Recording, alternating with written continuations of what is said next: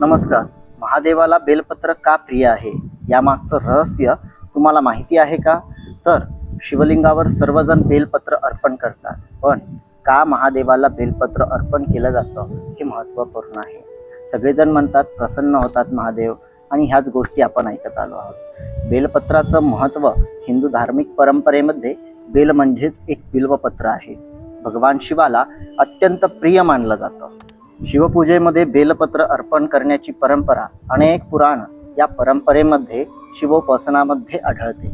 बेलपत्राची सर्वात खास गोष्ट म्हणजे जर बघितली त्याची 3 पानांची जी रचना आहे, या 3 पानांचा संबंध अनेक भारतीय परंपरांमध्ये भगवान शिवाच्या त्रिनेत्राशी व त्रिगुणांशी आणि त्रिमूर्तीच्या तत्वाशी जोडला जातो. त्यामुळे 3 पानाचं बेलपत्र शिवलिंगावर अर्पण करणं हे केवळ एक पान वाहन नसून आपल्या मनातील 3 प्रकारच्या अशुद्धी आणि अहंकार शिवचरणी अर्पण करण्याचं एक प्रतीक मानलं जातं.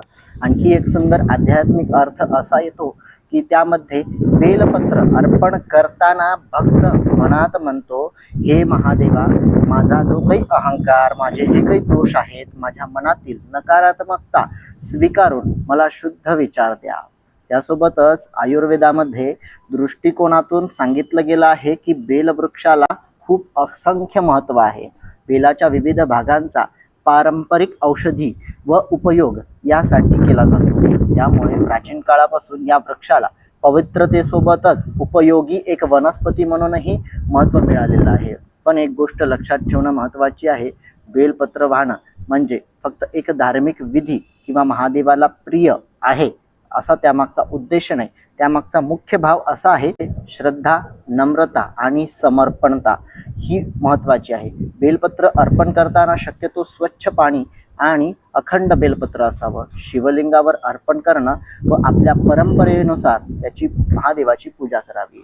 म्हणूनच हे महादेवाला बेलपत्र प्रिय आहे असं म्हटलं जातं, कारण त्या 3 पानांमध्ये भक्तांसाठी समर्पण, शुद्धी आणि शिवतत्वाची एक आठवण दडलेली आहे. अशाच धार्मिक आणि आध्यात्मिक शास्त्रीय माहितीसाठी आपल्या यूट्यूब चॅनलला सबस्क्राईब करा. इंस्टाग्राम पेजला फॉलो करायला विसरू नका. जय श्रीराम आणि ओम नमः शिवाय.